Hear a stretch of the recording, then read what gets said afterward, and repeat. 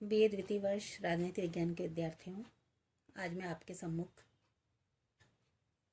द्वितीय प्रश्न पत्र भारतीय राज्य व्यवस्था के अंतर्गत बहुत ही महत्वपूर्ण विषय भारतीय संसद,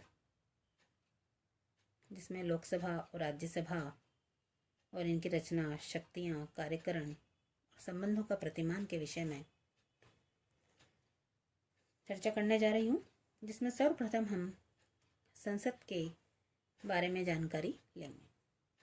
तो हमारे संविधान के अंतर्गत केंद्रीय विधानमंडल को संसद की संज्ञा दी गई है और यह संसद द्विसदनात्मक सिद्धांत के आधार पर गठित की गई है। संविधान के अनुच्छेद 79 में लिखा है कि संघ के लिए एक संसद होगी, राष्ट्रपति और दोनों सदनों से मिलकर बनेगी, जिनके नाम क्रमशः राज्यसभा और लोकसभा होंगे। भारत में संसदात्मक लोकतंत्र को प्रभावपूर्ण बनाने के लिए व्यवस्थापिका और कार्यपालिका का समन्वय करना सिद्धांततः आवश्यक था। अतः राष्ट्रपति को भी संसद का अभिन्न भाग बनाया गया है। अब हम देखेंगे कि भारतीय संसद की जो संवैधानिक स्थिति है वो क्या है और क्या संसद संप्रभु है। संसद की जो संप्रभुता का विचार है ब्रिटिश संविधान की एक महत्वपूर्ण विशेषता है। जैसा कि सर एडवर्ड कोक का मत है कि संसद की शक्ति और अधिकार क्षेत्र इतना सर्वोपरिपूर्ण है कि इसकी कोई सीमाएं नहीं बांधी जा सकती। डी लॉम ने तो यहाँ तक कह दिया है कि ब्रिटिश संसद के बारे में कि संसद सभी कुछ कर सकती है, बस स्त्री को पुरुष और पुरुष को स्त्री नहीं बना सकती। वस्तुतः ब्रिटिश संसद को कानूनी दृष्टि से जो असीमित शक्तियां प्राप्त है, इसे ही संसदीय संप्रभुता कहा जाता है। संसद जो कुछ चाहे, जिस किसी भी रूप में चाहे, विधि निर्माण कर सकती है तथा ब्रिटिश संसद जो भी विधि स्वीकृत करेगी वह देश का कानून होगा। अब हम चर्चा करते हैं कि भारतीय संसद एक संप्रभुता संपन्न संस्था नहीं है। संसद की प्रभुसत्ता पर भी कई प्रकार की सीमाएं हैं। भारतीय संविधान सभा के समक्ष सबसे महत्वपूर्ण प्रश्न था कि संसद की स्थिति के संबंध में ब्रिटेन की व्यवस्था को अपनाया जाए या अमेरिका की व्यवस्था को। ब्रिटेन में संसद सर्वोच्च, दूसरी ओर अमेरिका की कांग्रेस एक सर्वोच्च संस्था नहीं है। भारतीय संविधान में ब्रिटिश और अमेरिकी पद्धति के बीच का मार्ग अपनाया गया।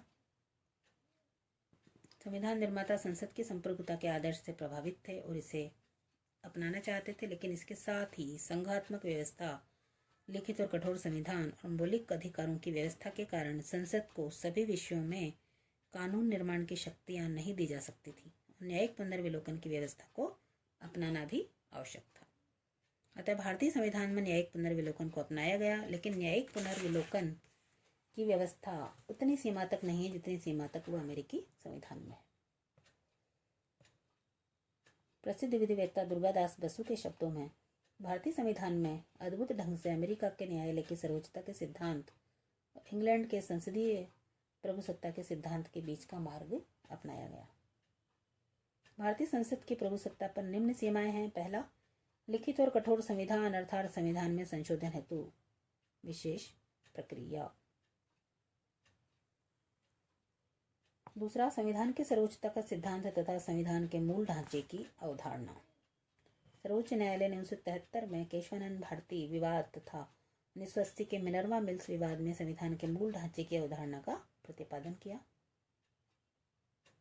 इसका आशय यह है कि संसद मूल अधिकारों सहित संविधान के किसी भाग को संशोधित, परिवर्तित या सीमित कर सकती है, किंतु संसद को यह अधिकार प्राप्त नहीं है कि संविधान के मूल ढांचे को ही परिवर्तित कर दे या नष्ट कर दे। तीसरा है संघात्मक व्यवस्था। संघात्मक व्यवस्था भारत में होने के कारण भी राज्य सूची के विषयों पर संसद को कानून बनाने की शक्ति सीमित कर दी गई है। चौथा, मूल अधिकार और न्यायिक पुनरावलोकन की व्यवस्था।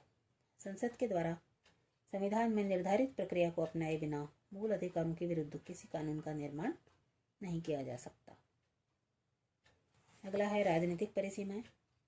राजनीतिक दृष्टि से भी संसद लोकमत के प्रतिकूल विधियों का निर्माण नहीं कर सकती। तो इस प्रकार से भारत की समस्त राजनीतिक व्यवस्था में संसद को बहुत अधिक महत्वपूर्ण स्थिति प्राप्त है, लेकिन संसद की शक्तियों की सीमाएं हैं, इन शक्तियों की मर्यादाएं हैं और उपर्युक्त मर्यादाओं के कारण भारतीय संसद को ब्रिटिश संसद के समान संप्रभु नहीं कहा जा सकता। धन्यवाद।